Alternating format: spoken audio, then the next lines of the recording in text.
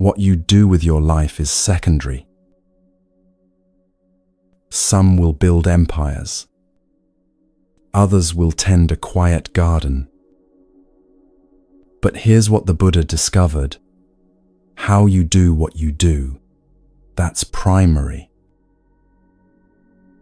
And most of us have never really understood this.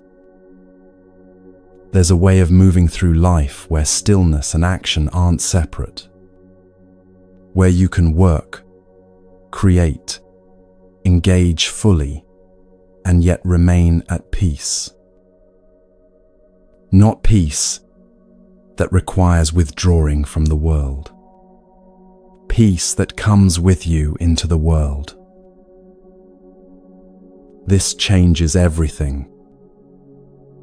When you try to create, to manifest, to build a life from a place of inner restlessness, you only create more restlessness.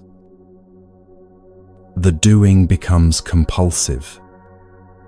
The achieving never satisfies. But when consciousness flows into what you do, something shifts. The most impactful people often do less, yet accomplish more. Their work carries a quality you can feel but can't quite name. This is what we're exploring for the next while. Not as theory, as lived experience. You can rest while you listen. Lie down if you'd like. Let these words wash over you like water.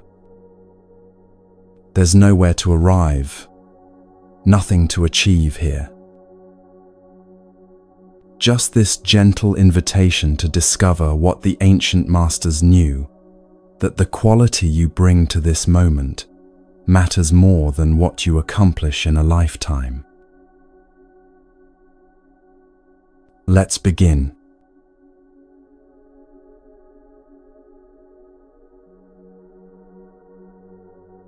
There was a man who had everything on his list.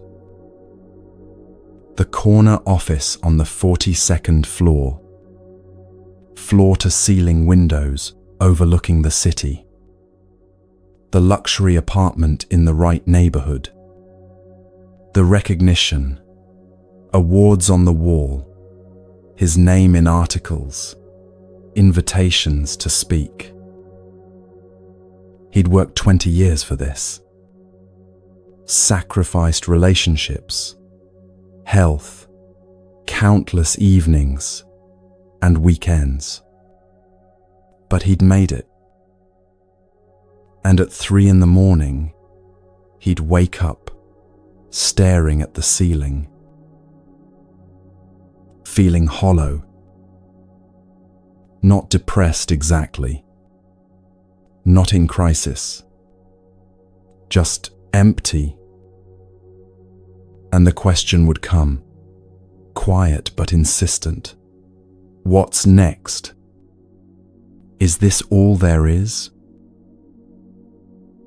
He'd get up, make coffee, check his phone, look at his calendar for the next achievement, the next milestone. Surely that one would feel different. But somewhere deep down, he already knew. This is what the Buddha called tanha, craving. Not just wanting things, but the desperate quality underneath. The sense that something is missing, that you're incomplete, and if you could just get that thing, achieve that goal, reach that destination, then finally, you'd be okay. Then finally, you could rest. But here's what happens. You get the thing. And for a moment, maybe a day, maybe a week, there's satisfaction. Relief. You did it. And then, so subtle you barely notice, the wanting returns. Now it's the next thing, the next level. Because the craving doesn't come from lacking the object, it comes from believing that you're incomplete. One achievement creates the next craving. You get promoted. Now you need the next promotion. You buy the car. Now you notice everyone else's car.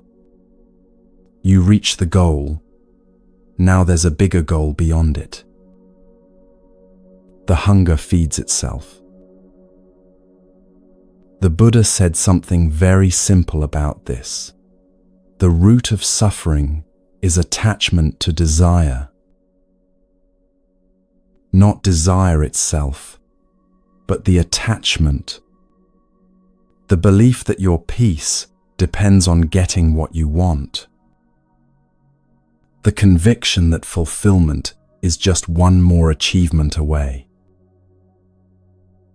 And listen, this isn't about making craving wrong. It's not about judging yourself for wanting things, for having ambitions, for trying to build a good life. We all do this. We've all been conditioned to believe that happiness comes from accumulating, achieving, becoming. The society we live in runs on this belief. Advertising exists to create craving where none existed. You're shown images designed to make you feel incomplete, then offered products to fill the gap. And it works, because underneath there is a sense of incompleteness. Something does feel missing. But what if the incompleteness isn't solved by adding more? What if it's solved by understanding why you feel incomplete in the first place?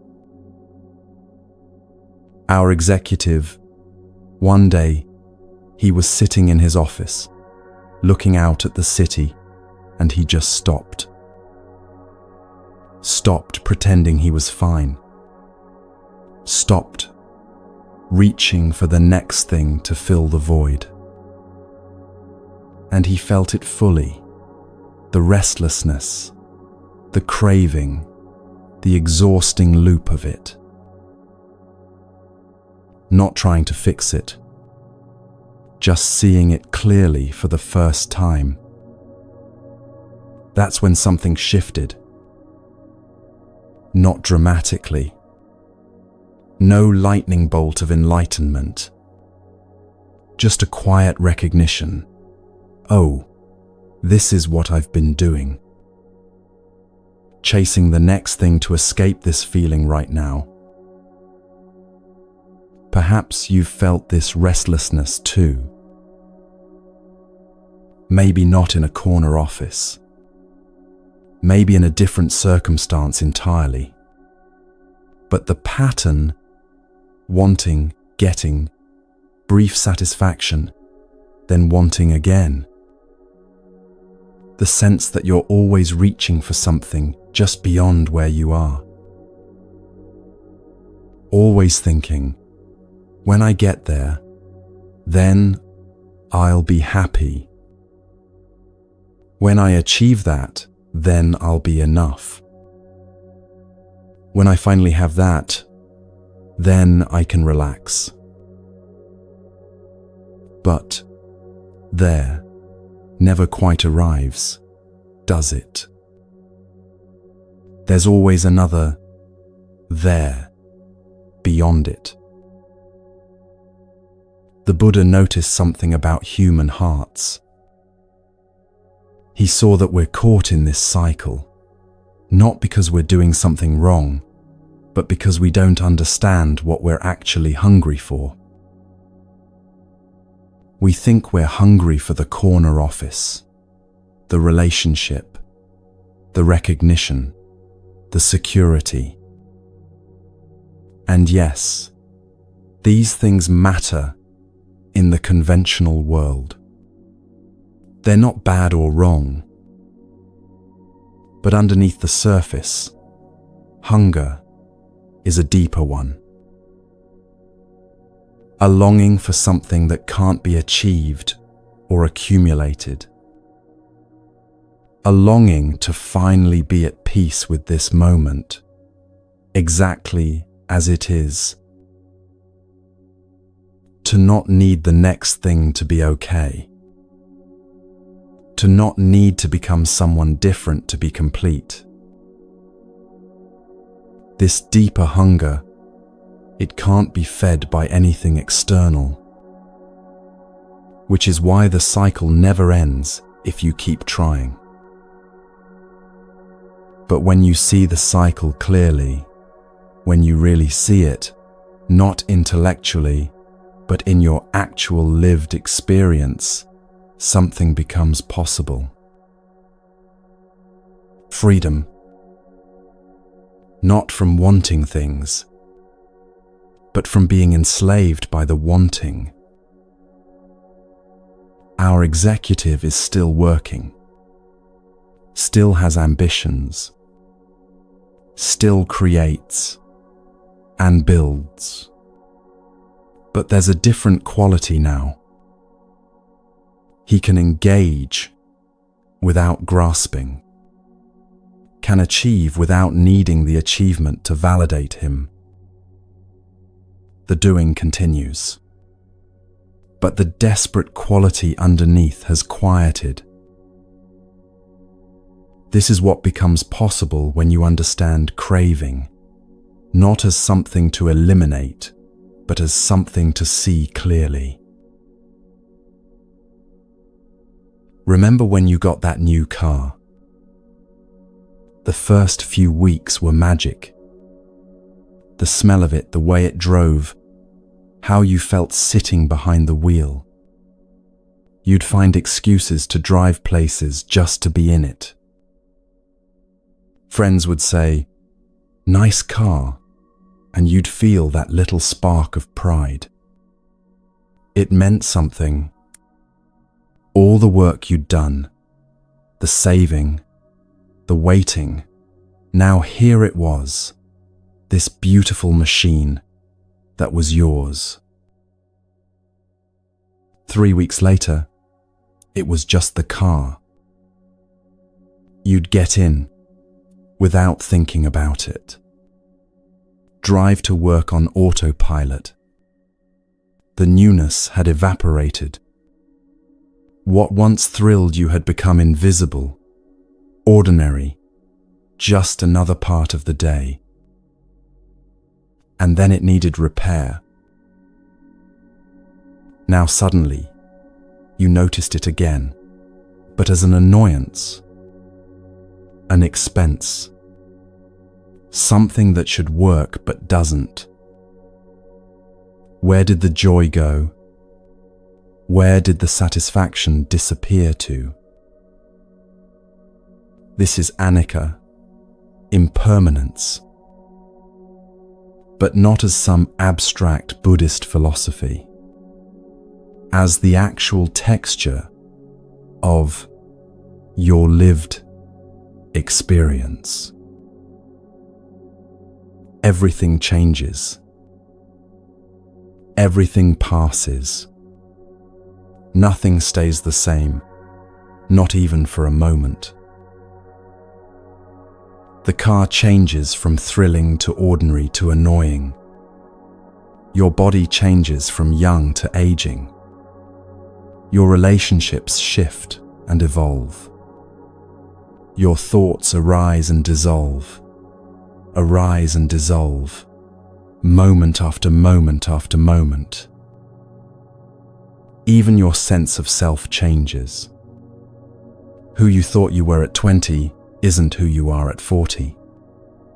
The certainties you held crumble. What mattered deeply becomes irrelevant. What you couldn't imagine wanting becomes everything. Nothing holds still. Look around at the natural world and you see this everywhere. Seasons cycling endlessly. Spring's blossoms become summer's fruit, become autumn's decay, become winter's stillness. Then spring again, but different trees, different flowers, nothing exactly repeating. Life forms emerging and disappearing. Civilizations rising and falling. Mountains wearing down over millennia, while new ones thrust up from the earth. The ocean consumes the shore while simultaneously birthing new land. Forests burn, and from the ash, new growth. Everything in constant flux, constant transformation. This isn't a problem to solve. This is the nature of conditioned reality. Conditioned means arising from causes and conditions. Your car exists because of countless causes: materials mined from earth, workers assembling parts, your decision to buy it, economic systems that made it affordable. Each of those causes arose from other causes. Nothing stands alone. Nothing exists independently. The Buddha called this dependent origination. One thing leads to another, which leads to another. Nothing has an inherent, unchanging essence. Everything is a temporary meeting of conditions. When conditions change, and they always do, the thing changes, or ceases to exist entirely. Your body is like this. Cells dying and regenerating constantly. The body you had 7 years ago has been almost completely replaced at the cellular level. You're not the same physical form you were, yet somehow you call it my body, as if it's a permanent possession. Your thoughts are like this, arising from causes, something you saw, something you heard, a memory triggered, a fear activated, then dissolving, making space for the next thought which also arises from causes. An endless stream, nothing solid, nothing lasting. Even your relationships exist in flux. The person you love today isn't the same person you loved yesterday. They've changed. You've changed. The dynamic between you shifts moment to moment. Trying to freeze it in place, trying to make it permanent, creates suffering. And yet, we spend our entire lives trying to make things permanent. We try to hold on to pleasure, push away pain. We accumulate possessions as if we could take them with us. We build identities and defend them fiercely. We cling to youth, to health, to how things used to be. It's exhausting, because you're fighting against the fundamental nature of reality itself. You're trying to make the impermanent permanent. You're trying to stand still in a river that never stops flowing. And this is where the suffering comes from. Not from impermanence itself, but from not understanding impermanence, from expecting things to stay the same, from believing that if you could just hold on tight enough, you could stop the change. You can't. Nobody can. But here's the beautiful thing. You're not failing. You're not doing something wrong. You're not broken or insufficient. You're simply bumping up against the nature of reality. It's like trying to hold water in your hands. The tighter you grip, the faster it flows away. The water isn't mocking you. Your hands aren't inadequate. Water simply cannot be held this way. Impermanent things cannot be held permanently. Conditioned things cannot be made unconditioned. The Buddha said, "All conditioned things are impermanent." When one sees this with wisdom, one turns away from suffering, not turns away from life, turns away from the suffering that comes from misunderstanding life. When you really see impermanence, not just think about it, but see it directly in your experience, something relaxes. You stop trying to make permanent what cannot be permanent. You stop demanding that this moment last forever. You stop clinging to what's already leaving. And paradoxically, this is when you can actually enjoy things. When you're not desperately trying to hold on to them. When you can let them be what they are, temporary, precious, here now, and soon gone. The new car can be enjoyed for exactly what it is. A temporary arrangement of metal and glass that serves a purpose for a while. When it breaks, it breaks. When it gets old, it gets old. No problem. Just the nature of things. The relationship can be met fully, right now, in this changing moment, without needing it to be frozen in place, without needing guarantees about forever. Just this person, this moment, this connection that exists now. Even your own life becomes less heavy when you stop pretending it's permanent. When you acknowledge, this body will age and fail. This mind will change.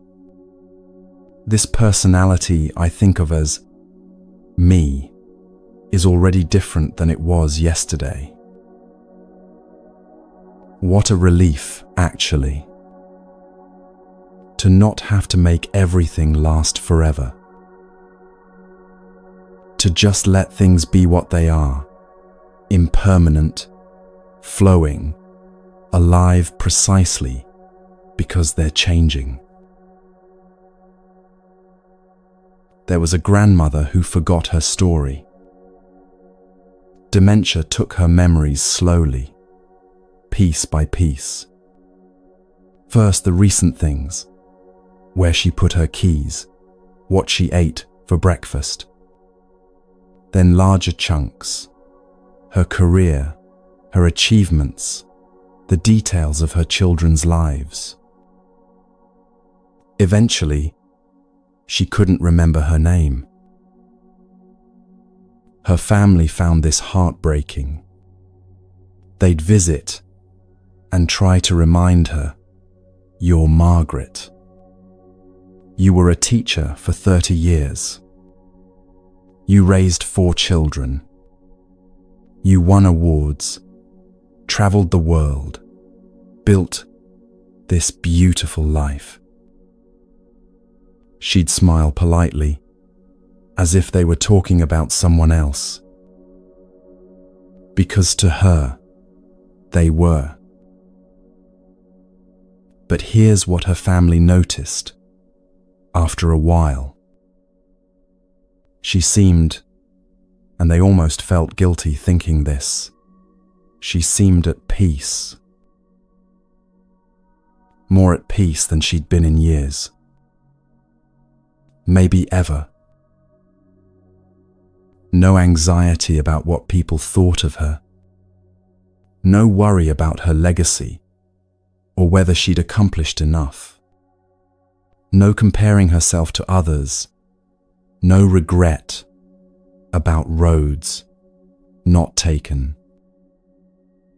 She'd sit by the window watching light move across the wall and just be there. Fully there, not somewhere else in her mind. When someone visited, she'd greet them with genuine warmth, as if meeting them for the first time. Which, for her, she was. No old grievances, no stored resentments. Just this moment, this person, this connection. Her family thought it was tragic. She thought, to the extent she thought about it at all, she was free. Now, no one is romanticizing dementia. It's a real condition that causes real suffering for everyone involved. But there's something to learn from this story. Who are you when you can't remember who you've been? Take a moment with that question. Really feel into it. If right now you couldn't remember your past, your achievements, your failures, your identity, your whole story, what would be left? Would anything remain? Or would you disappear entirely? Most of us believe we would disappear because we think we are our story. We think, I am my history. I am my memories. I am this name, this face, this accumulated past. The Buddha looked at this very carefully and saw something radical.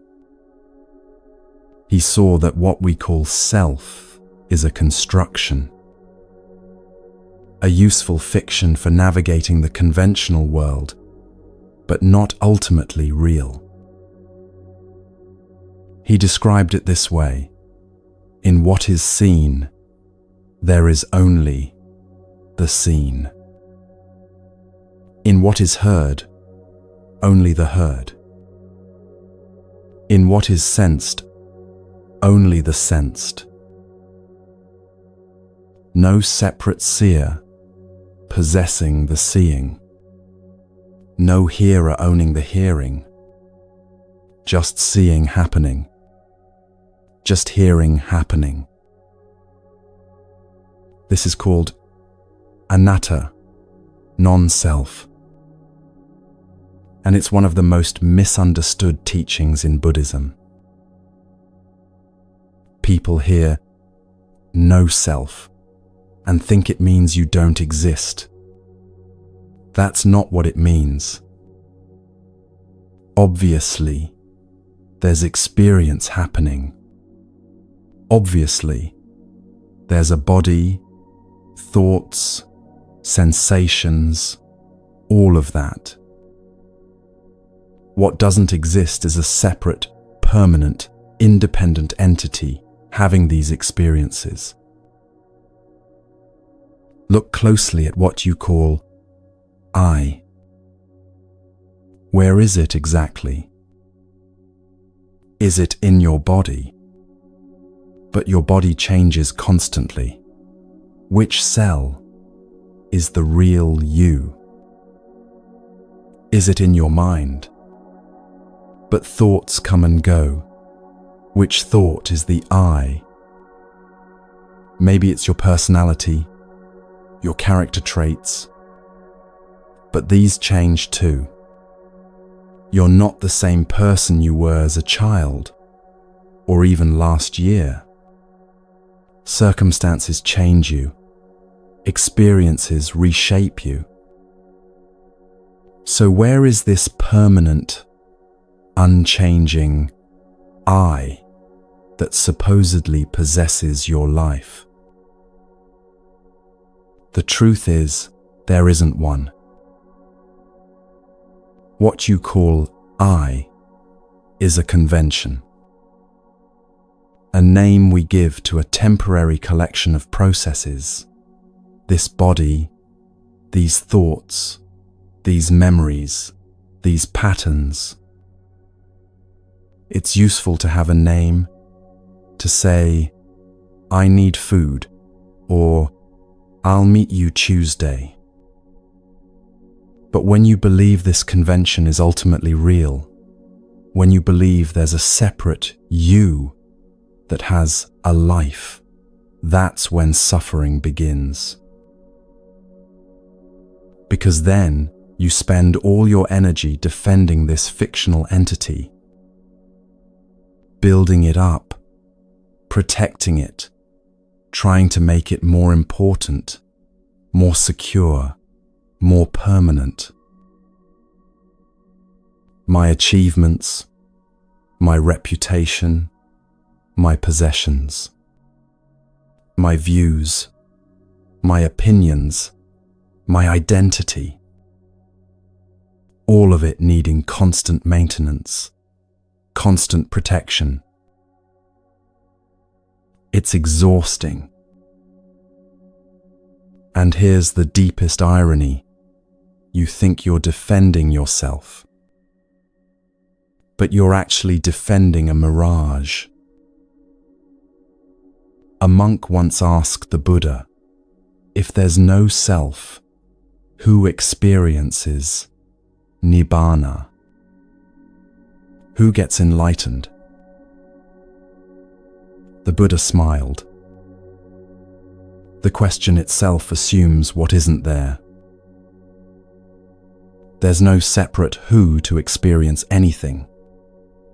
There's just experience arising and passing. When the illusion of a separate experiencer dissolves, what remains is freedom. Not freedom for someone, just freedom. Now, this isn't nihilism. It's not saying nothing matters, or you should stop caring about life. That's a misunderstanding. Life continues. Actions have consequences. Kindness matters. Cruelty matters. You still function, still engage, still have relationships and responsibilities. But you're not carrying around this heavy burden of being somebody anymore. You're not constantly asking, am I enough? Do they like me? Am I impressive? Am I safe? All these questions assume there's a separate me that needs validating, protecting, improving. When you see through that assumption, when you really see through it, there's a lightness. Our grandmother by the window, she wasn't enlightened because she had dementia. But accidentally, the disease had removed the weight of identity. And what remained was just this: presence, awareness, being. No story about who she was. No worry about who she should be. Just life flowing through this form, moment by moment. You don't need to lose your memory to experience this. You just need to stop believing so completely in the story of me and my life. What if, just for a moment, you didn't carry the weight of being somebody? Not as a philosophy, not as something to figure out intellectually, but as an actual experiment, right now. Let go of your history. Let go of what you've achieved or failed to achieve. Let go of your name, your roles, your identity. Let go of the story you've been telling yourself about who you are.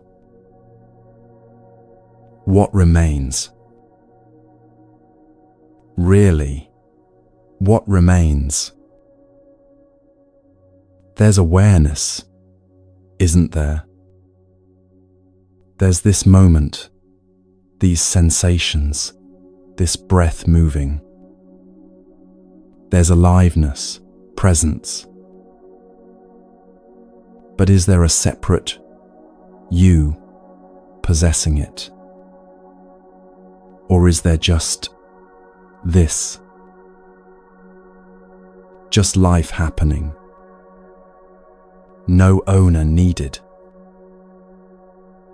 We've all been deeply conditioned to believe in me and my life. It starts young. This is your toy. This is your room. This is your body. You learn to identify with this form, this mind, this separate entity moving through the world. And it's not wrong that we do this. In the conventional world, it's necessary. But it's not the ultimate truth. The ultimate truth is simpler, lighter, freer than any separate self could ever be. It's this. Just this.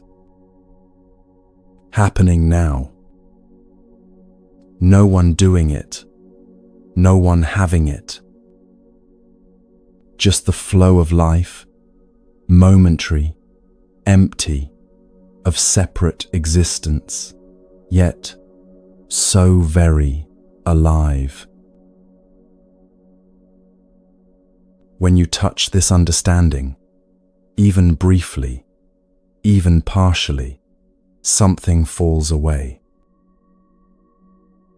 Not your capacity to function, not your ability to care, to love, to engage, but the burden, the heaviness of maintaining and defending a self that was never really there. And what remains is surprisingly simple. Peace. Right here. Not because you've achieved it, but because you've stopped creating its opposite.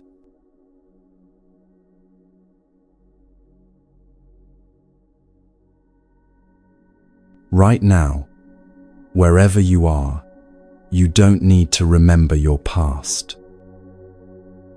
Just for this moment, let the story of your life dissolve.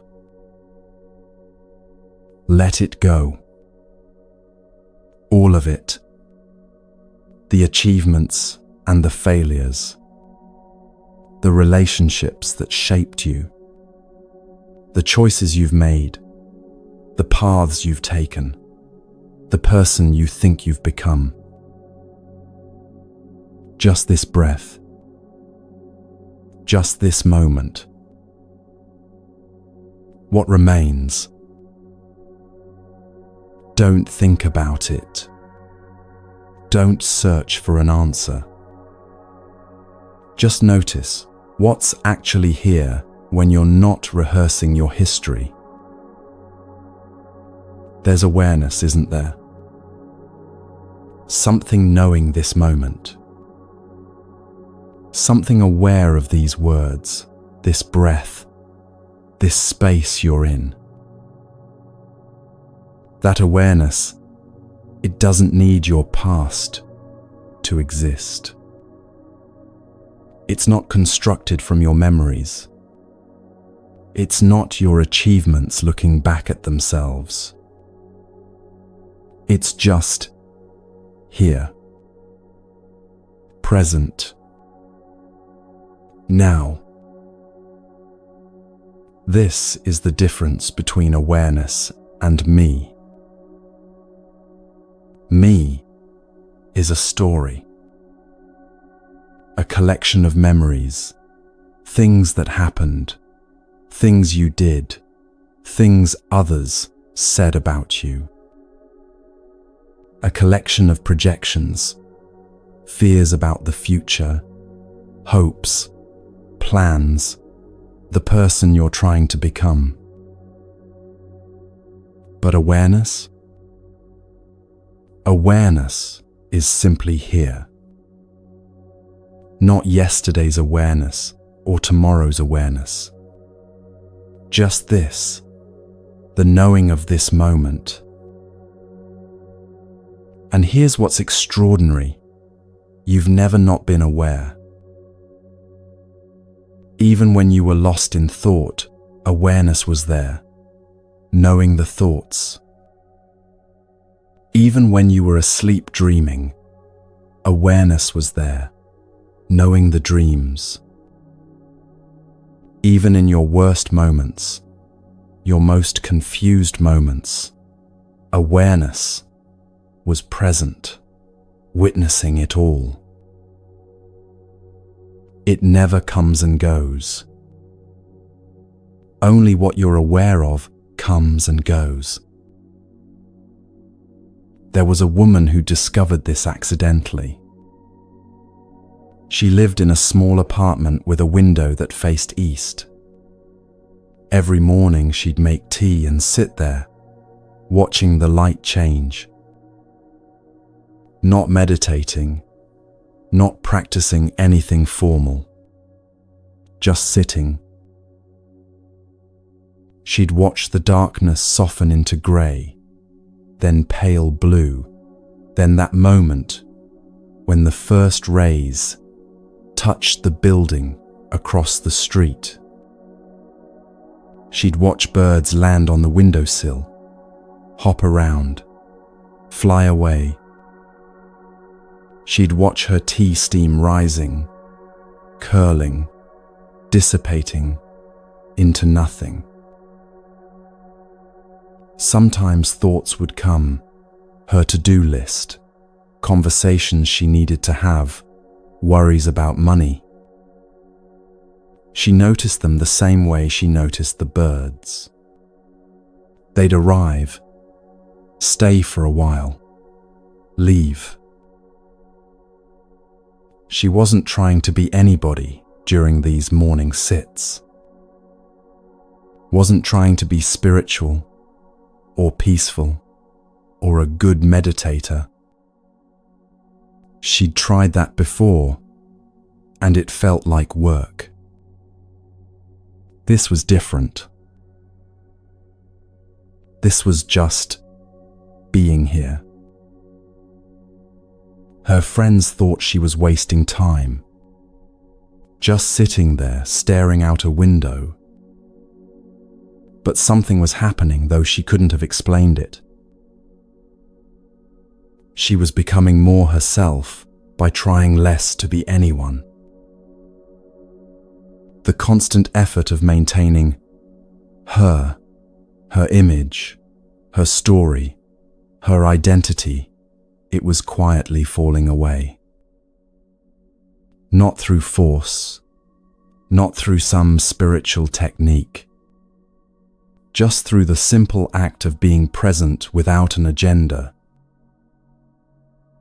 And what remained was this spaciousness, this awareness that had always been here, but that she'd been too busy being somebody to notice. The Buddha said something radical about this. He said, "There is no self in what is seen, heard, sensed, or cognized. Just seeing, just hearing, just sensing. No separate seer, hearer, sensor standing apart from the experience." This sounds like a riddle, doesn't it? How can there be seeing without a seer? How can there be experience without an experiencer? But what's your actual experience right now? Don't think about it. Watch it. Is there really a separate you standing back, observing? Or is there just this? Just awareness and what's arising in awareness, not two things, but one seamless flow. When you see, do you first exist and then see? Or does seeing simply happen and you call it, "I'm seeing"? When you hear a sound, is there first a hearer, then a hearing, then a sound? Or does sound simply occur, and afterwards, you claim ownership? "I heard that." Look closely. Not with your thinking mind, but with direct observation.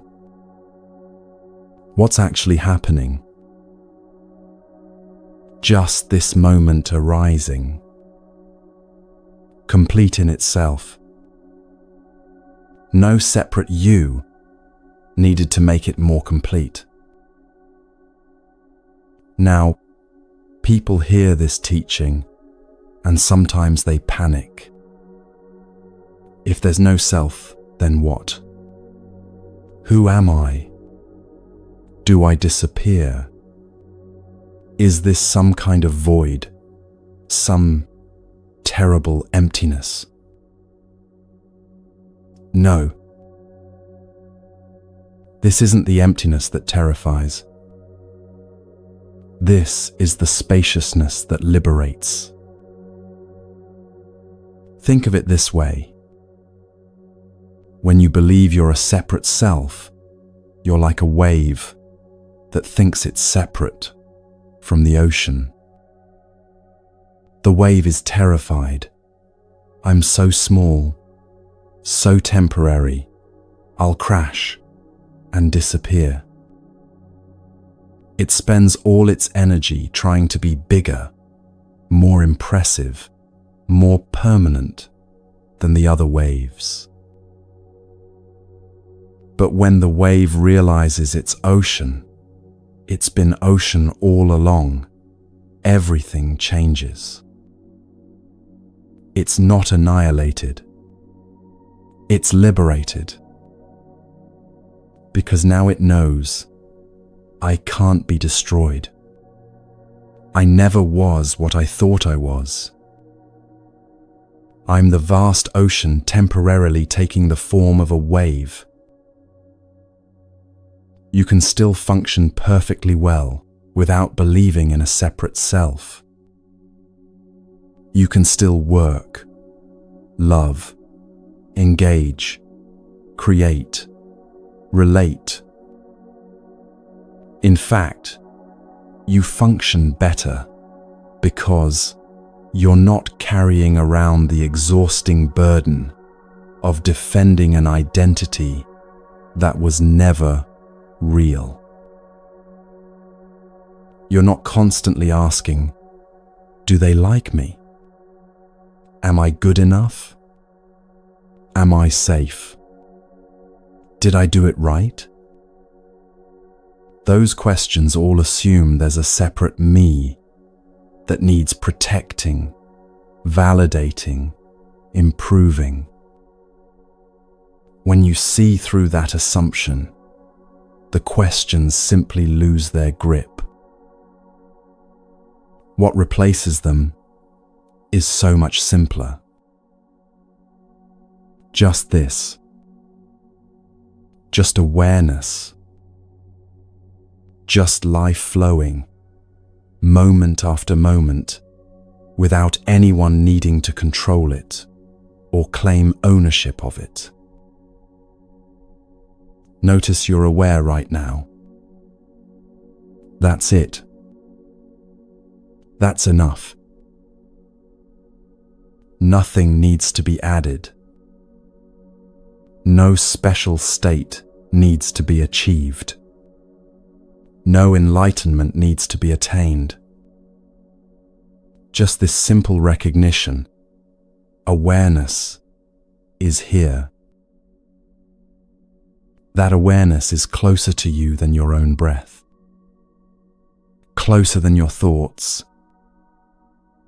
It's what you actually are, beneath all the stories, all the identities, all the becoming. And it's always been here, waiting, patient as the sky. So what exactly are we identifying with when we think we're me? The Buddha was very precise about this.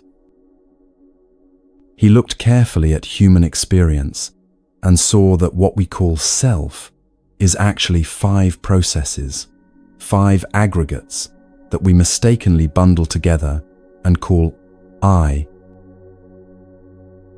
First, there's form. Rupa. This physical body. This face you see in the mirror. These hands. This shape, moving through space. Second, there's feeling. Vedana. Not emotions, but something more basic, the feeling tone of every experience. Pleasant, unpleasant, or neutral. Every single moment has one of these 3 qualities. Third, there's perception. Sana. The recognizing, the labeling, the categorizing. You see a shape and perceive tree. You hear a sound and perceive car. You smell something and perceive coffee. Fourth, there's mental formations. Sankhara. This is the big one. All your habits, reactions, conditioning, the entire structure of what you think of as your personality. Your likes and dislikes, your patterns of thinking, your automatic responses.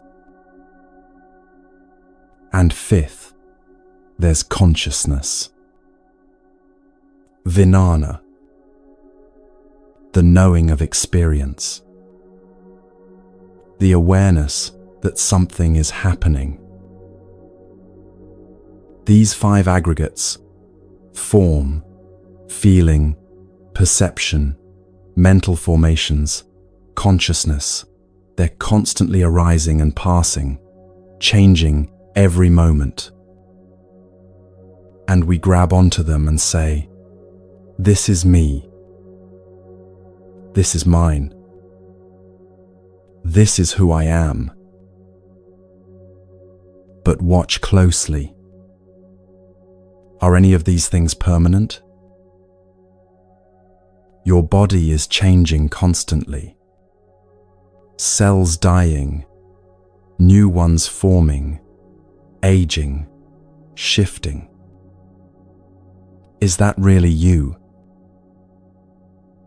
Feelings arise and pass away. Pleasant becomes unpleasant, becomes neutral, becomes pleasant again. Which feeling is the real you?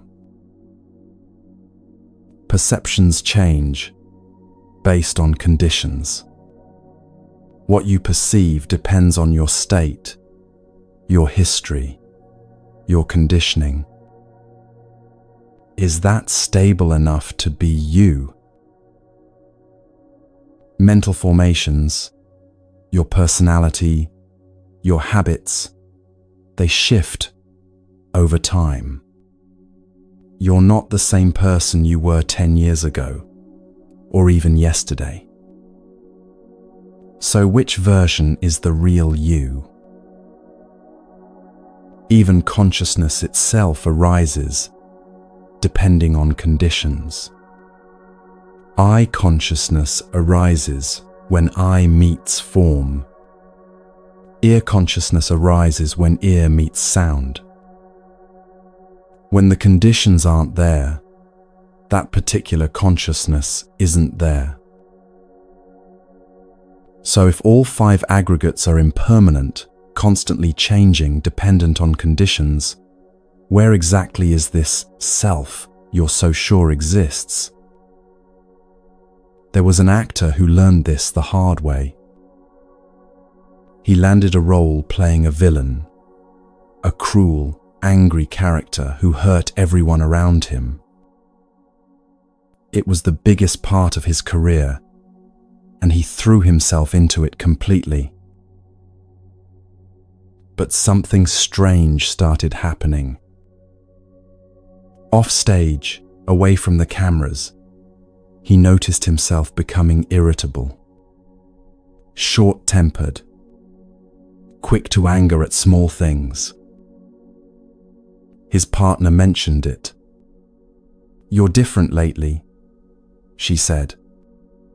Harder somehow. He dismissed it at first. Just stress from work. But then he'd catch himself thinking the way his character thought, speaking in his character's harsh tone, even when he wasn't performing. The character's anger had become his anger. The character's cruelty was leaking into his actual life. One day between takes, sitting alone, he had a sudden clear seeing. I'm not this. The anger, the harshness, these were aggregates he was performing. Mental formations he was temporarily embodying for a role. But somewhere along the way, he'd started identifying with them. Started believing they were him. In that moment, he saw how fluid it all was. How he could put on these patterns like a costume and take them off again. How none of it was solid, none of it was permanent, none of it was truly his.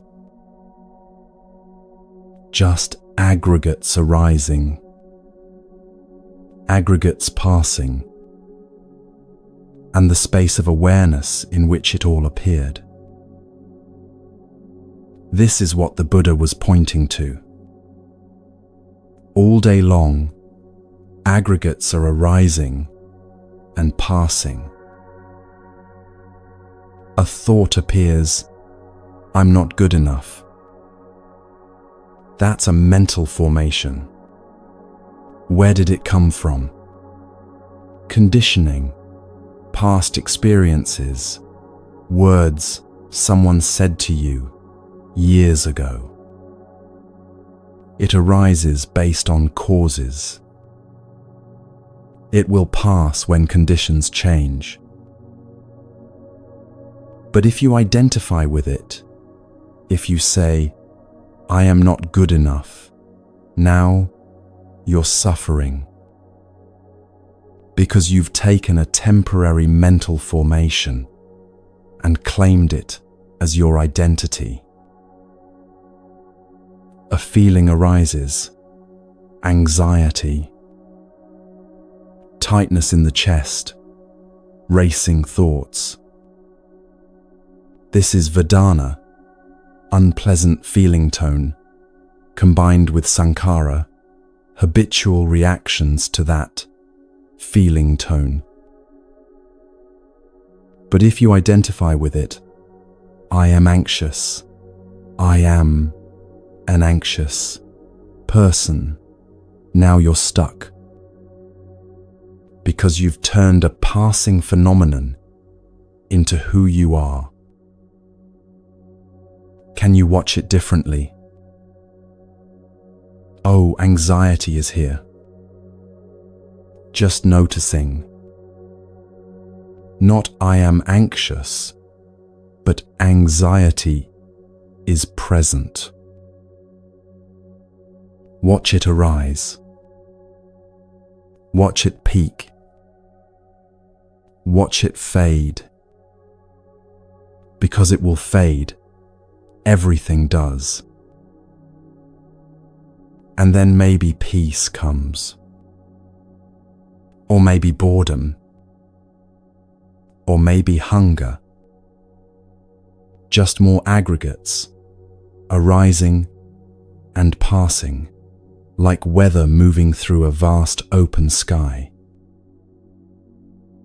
The sky doesn't identify with the weather. It doesn't say, I am cloudy, or I am sunny. It just lets weather pass through. What if you could be like that? Your body ages, but you're not saying, I am aging, as if aging is your fundamental identity. You're watching, oh, the body aggregate is changing. Form is following its nature.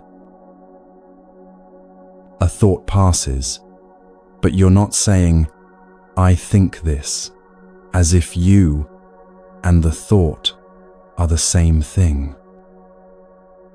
You're noticing, oh, a thought has arisen. Mental formation appearing and dissolving. A feeling surges, anger, joy, sadness, but you're not saying, I am angry, I am joyful, I am sad. You're observing, oh, this feeling tone is present now. It arose from causes. It will pass when conditions change. This is what the Buddha meant when he said, clinging to any aggregate as me or mine creates suffering. Not the aggregates themselves.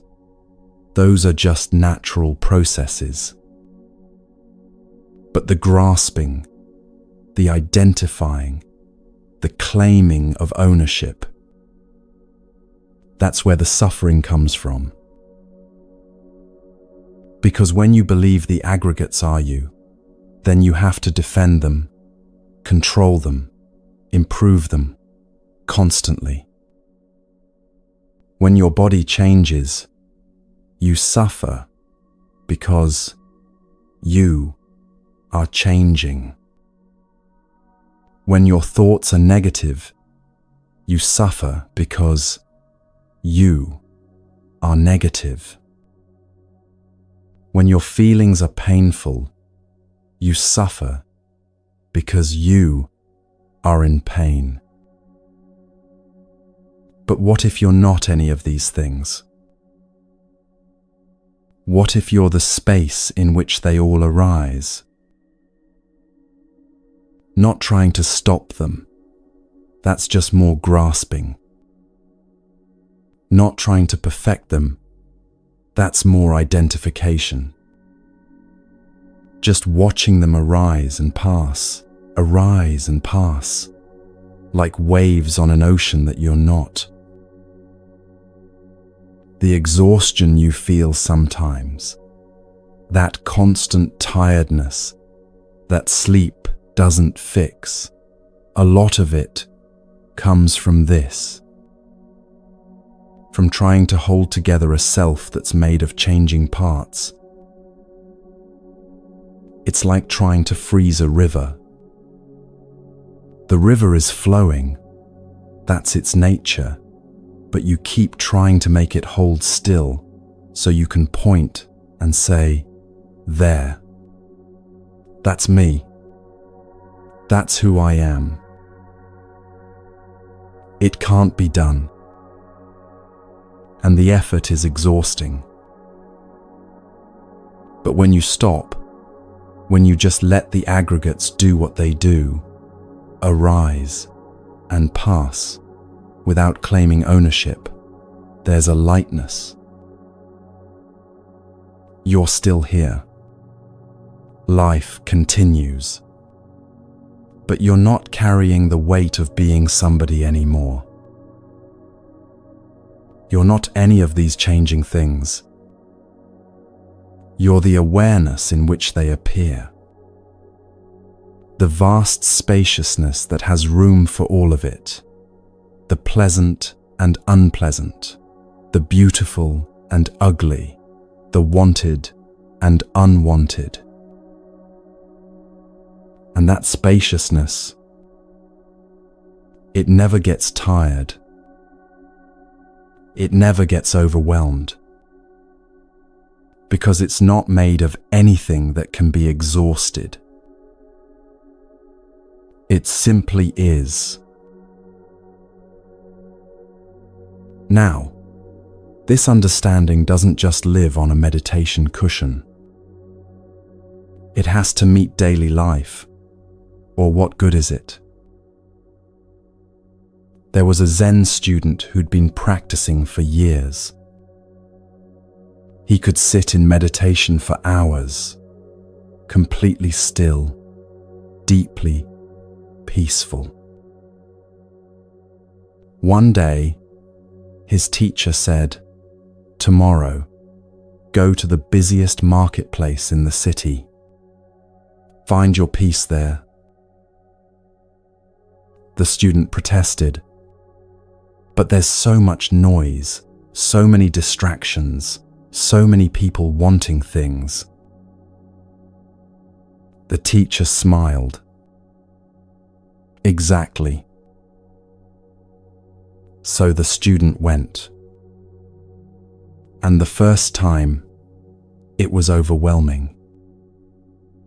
The crowds pushing and shoving, vendors shouting their wares, smells of food mixing with exhaust, advertisements everywhere, music blaring from storefronts.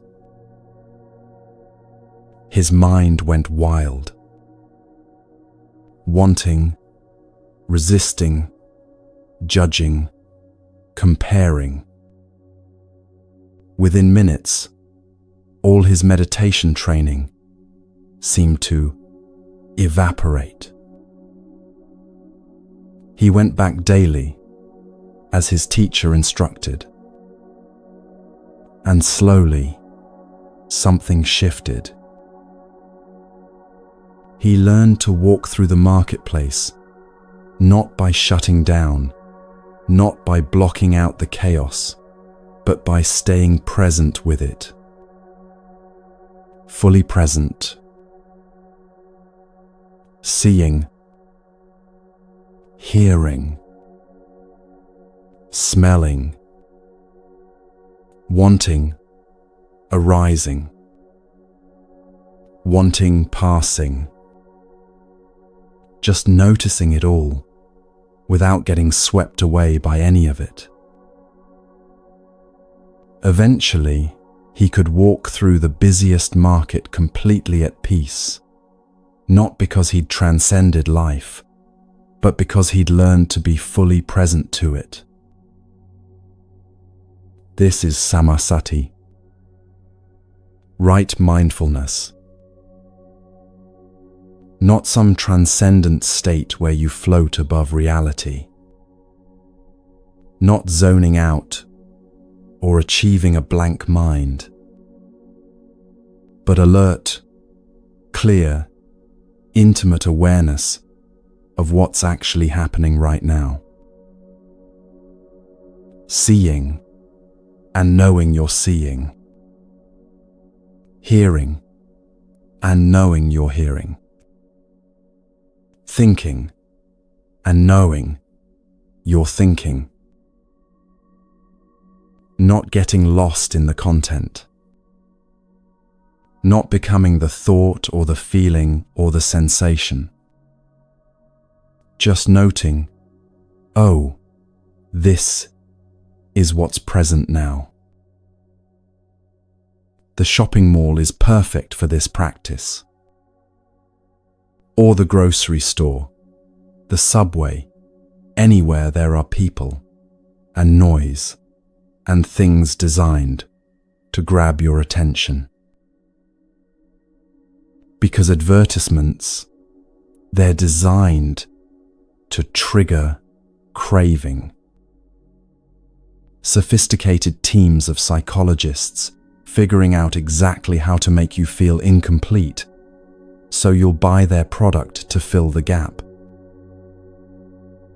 But when you're mindful, you can see it happening in real time. You're walking past a display window. There's a beautiful coat. First, just seeing. Form, color, texture. The mind might say, beautiful. That's perception, recognizing, labeling. Then maybe a feeling tone arises. Pleasant. A little tug in the chest, a leaning toward. And then, here's where it gets interesting, then comes the thought, I want that. And right behind it, I should have that. And then, if I had that coat, I'd feel confident, attractive, complete. Can you catch it right there? Can you see the whole chain? Seeing, pleasant feeling tone, wanting arising, story building. And here's the key. You don't have to act on it. You don't have to push it away either. You just notice, oh, craving is here. Not I want that coat, but wanting is present. There's a huge difference. One makes you the wanting. Now you have to do something about it, or you'll suffer. The other just observes the wanting as a temporary visitor in awareness. And when you just observe, without getting swept into it, without becoming it, something remarkable happens.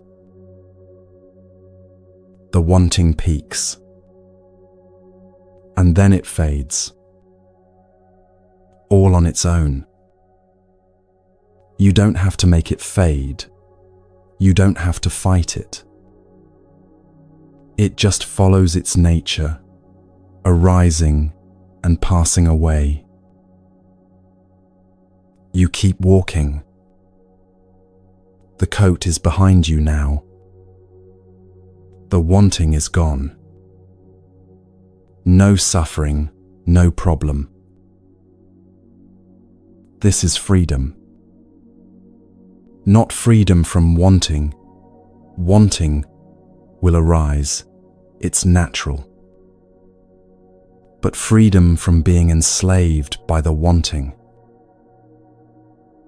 The same with aversion.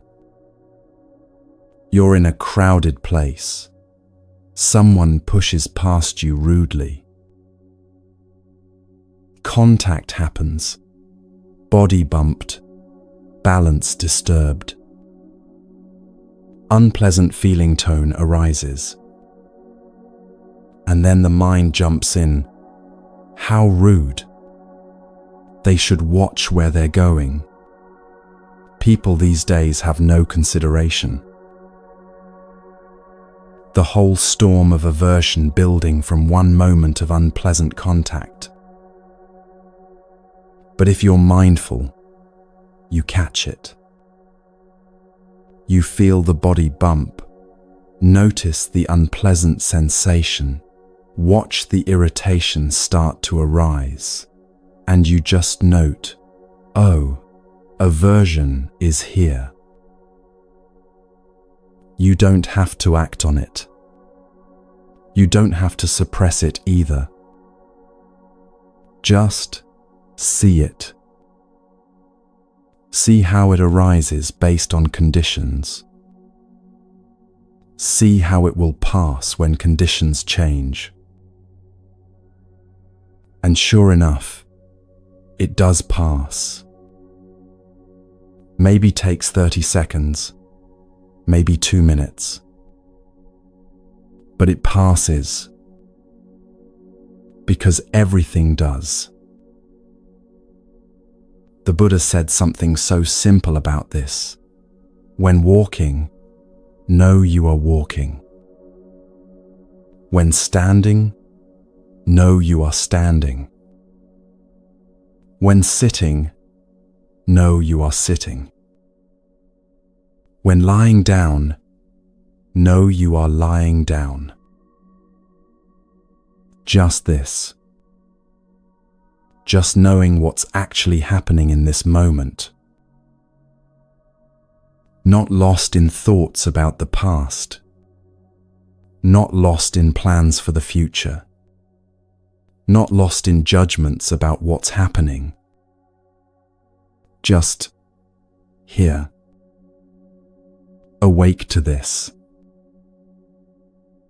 You can practice this right now, wherever you are. Feel your feet. Are they touching the ground? Are they on a bed, a chair? Just notice the actual sensation. Pressure, warmth, texture. Feel your breath. Not controlling it, just noticing. The coolness on the inhale, the warmth on the exhale.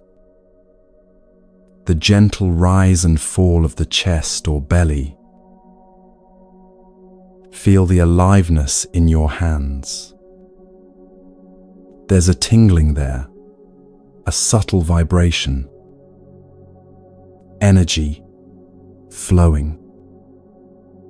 You might not have noticed it before, but it's always there. This is your anchor. The felt sense of the body, alive, here, now. When you're in the busy place, the shopping mall, the crowded street, the chaotic office, you can come back to this. Feel the feet. Feel the breath. Feel the aliveness. And from that anchor, you can notice everything else without getting lost in it. Sounds arising and passing. Sights appearing and disappearing. Thoughts coming and going. Feelings surging and subsiding. All of it just weather in awareness. None of it a problem. None of it requiring you to do anything other than be present with it. This isn't transcending life. This is being fully alive to life. Not somewhere else, wishing you were on a meditation retreat, but right here, in the midst of ordinary chaos, finding the peace that doesn't depend on circumstances being different. Next time you're in a busy place, try this. Just for 5 minutes. Don't judge yourself if your mind wanders. It will. Don't try to force calm. That's just more doing. Just notice. Notice seeing, hearing, thinking, feeling. Notice wanting arising, aversion arising. Notice how it all comes and goes like waves. And notice the space in which it's all happening. That quiet awareness that's always here, always steady, never disturbed by what passes through it. That's the secret. Mindfulness itself is peaceful, regardless of what you're being mindful of. You don't have to be in a quiet room to find peace. You don't have to wait until conditions are perfect.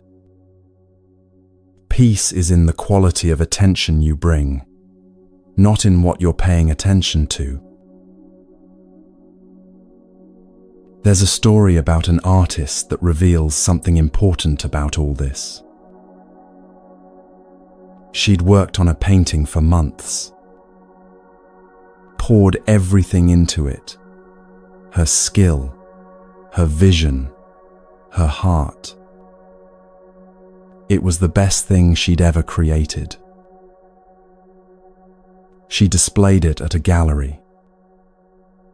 People came, offered praise, admired the technique and the depth of feeling in it. She felt proud, satisfied. This painting, it meant something. It was proof of her talent, her value as an artist. One night, someone broke into the gallery and stole it. When she got the call, there was a moment before the reaction kicked in. A moment of just receiving the information. The painting is gone. And then, here's what matters. Her reaction revealed everything. Was there peace or devastation? For her, honestly, it was devastation at first.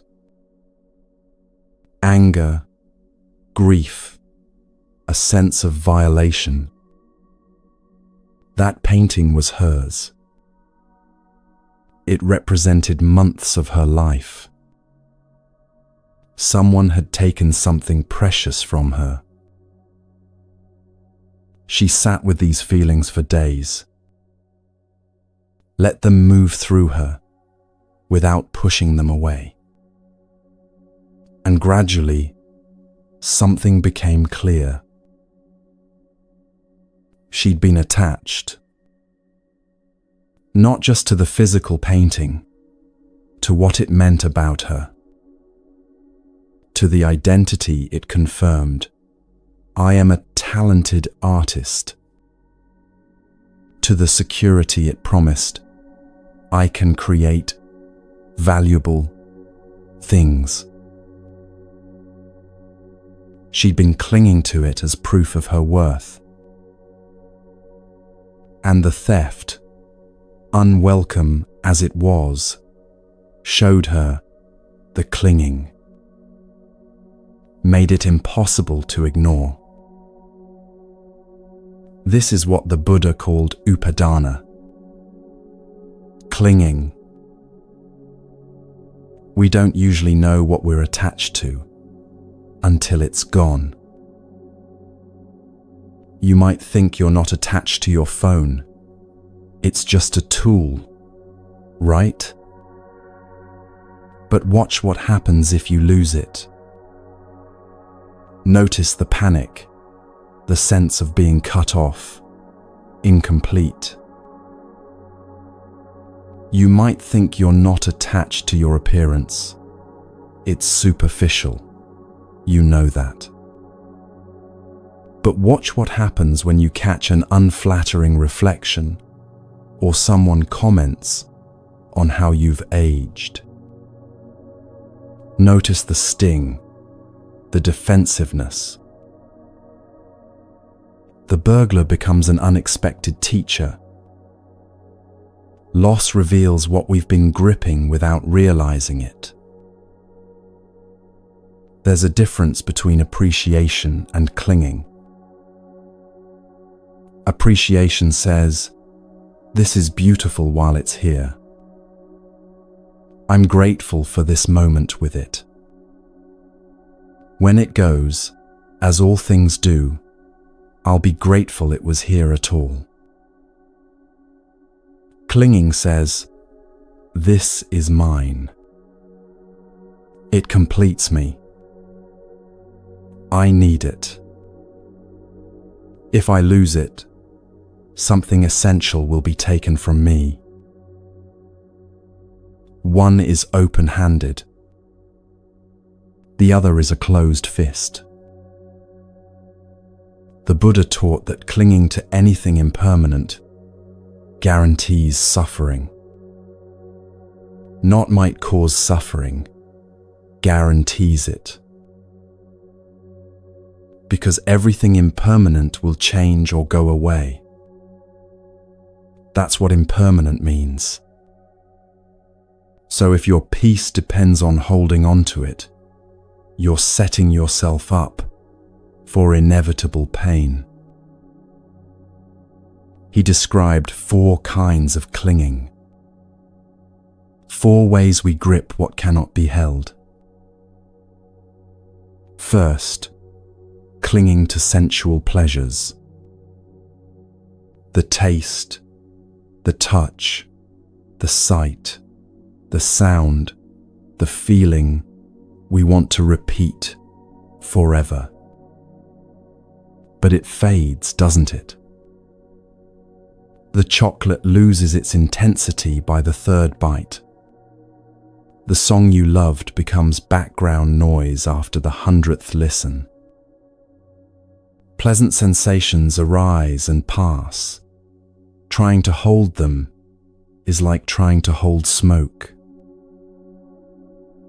Second, clinging to views and opinions. How tightly we grip our beliefs about how things should be, what's right and wrong, what's true and false. We'd rather be right than at peace. We'd rather defend our position than see clearly. And when reality doesn't match our views, we suffer. Third, clinging to rites and rituals.